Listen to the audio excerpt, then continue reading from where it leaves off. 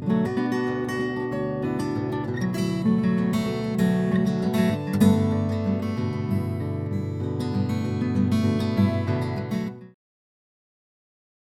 des thèmes les plus importants dans le système d'information géographique est le type de données.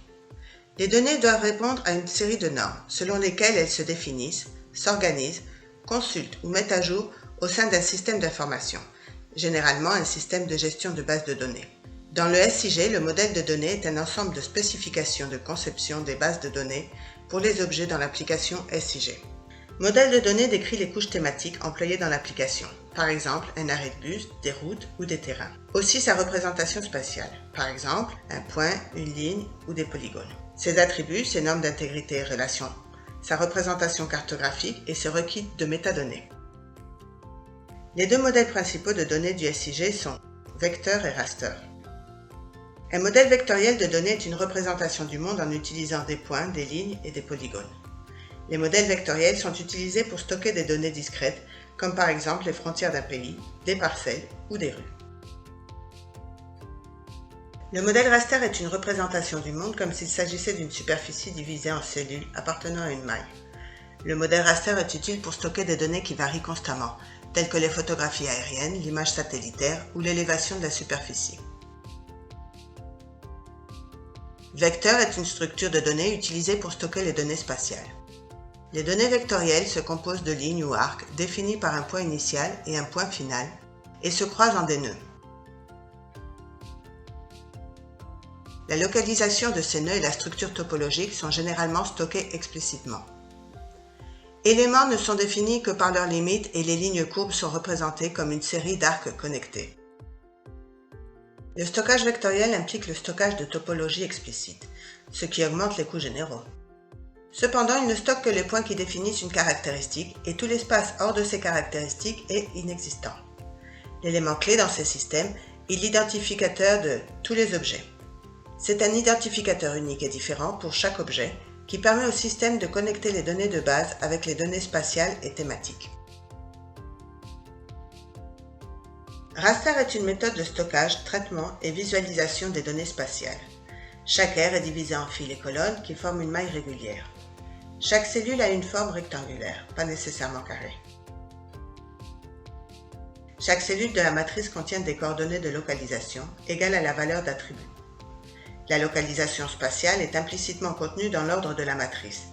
Les aires qui contiennent le même attribut sont reconnues de cette façon, mais la structure raster ne permet pas d'identifier les limites de ces aires comme des polygones. Les données raster sont une abstraction au modèle réel où les données spatiales sont exprimées comme une matrice de cellules ou pixels, avec leur position spatiale implicite dans l'ordre de pixels.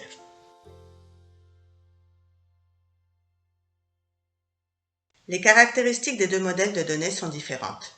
D'abord, la structure des données. Pour un raster, elle est simple et complexe pour le vectoriel.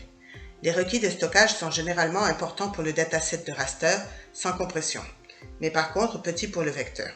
La conversion de coordonnées est facile pour le modèle vecteur, mais pour le raster, elle peut être lente, étant donné le volume de données, et peut exiger un rééchantillonnage.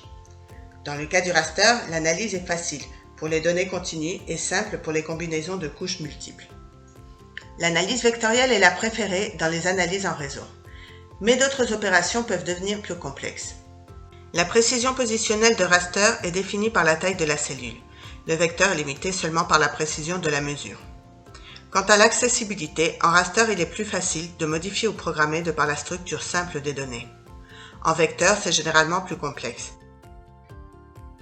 Enfin, la visualisation et la sortie en raster est bonne pour des images, mais les éléments discrets peuvent présenter des discontinuités en forme d'échelon. La visualisation du vecteur ressemble à une carte qui inclut des courbes continues. Chacun des modèles a ses avantages et inconvénients. Les principaux avantages du vecteur sont la bonne représentation de la réalité, le stockage efficace, la possibilité de décrire la topologie en réseau et des graphiques précis. Les principaux avantages du raster sont une structure simple de données, la superposition facile des couches, des types variés d'analyse spatiale, taille et forme uniforme et moins cher. Cependant, le modèle vectoriel présente quelques inconvénients.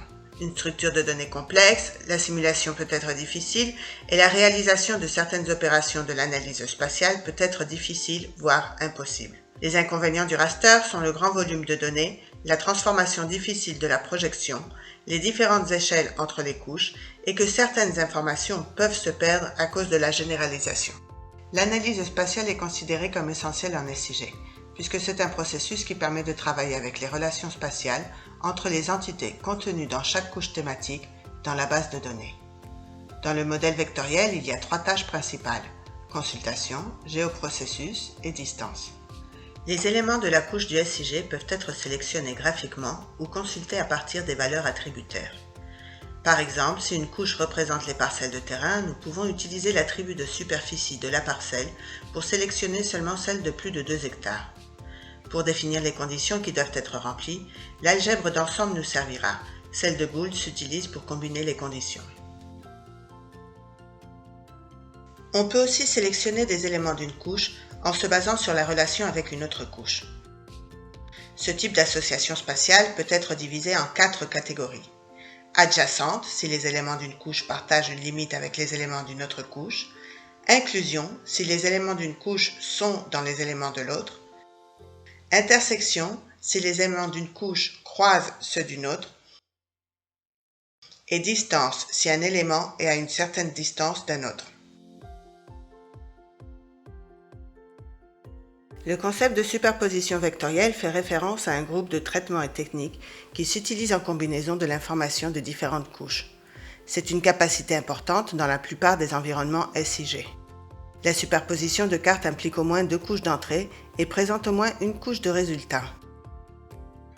Les géotraitements d'extraction peuvent être divisés en 4 catégories: découpe, split, sélectionner et sélection dans une table.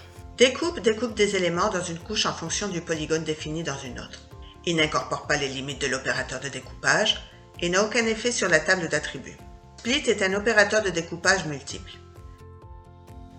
Sélectionner sélectionne des éléments d'une couche choisie en une expression SQL et génère une nouvelle couche avec la sélection finale. Sélection dans une table permet de sélectionner dans une table selon les critères de recherche SQL et génère une nouvelle table avec la sélection. Les géoprocessus de combinaison incluent un ensemble basique d'outils de superposition comme union, jointure spatiale, intersecter et effacer. Union crée une nouvelle couche en combinant la géométrie et les attributs de 2 couches d'entrée. Jointure spatiale est une union d'attributs basée sur la situation relative des éléments. Intersecter crée une nouvelle couche avec la géométrie commune des 2 couches d'entrée. Effacer crée une nouvelle couche avec des entités qui n'intersectent pas avec le polygone à effacer. Les géotraitements de généralisation contiennent 2 instruments clés: fusionner et combiner. Fusionner permet de réduire la complexité dans la base de données spatiale. Le processus rassemble l'information là où il y a des éléments voisins avec le même attribut. Combiner font plusieurs données en une pour réduire le nombre d'archives et créer un grand ensemble de données. Une mégazone basée sur 2 couches ou plus. Enfin, un des outils les plus utilisés pour l'analyse spatiale basée sur la distance est le tampon. C'est le processus qui définit l'air à l'intérieur d'une distance spécifique de couverture. Ce processus est applicable aux points, lignes et polygones.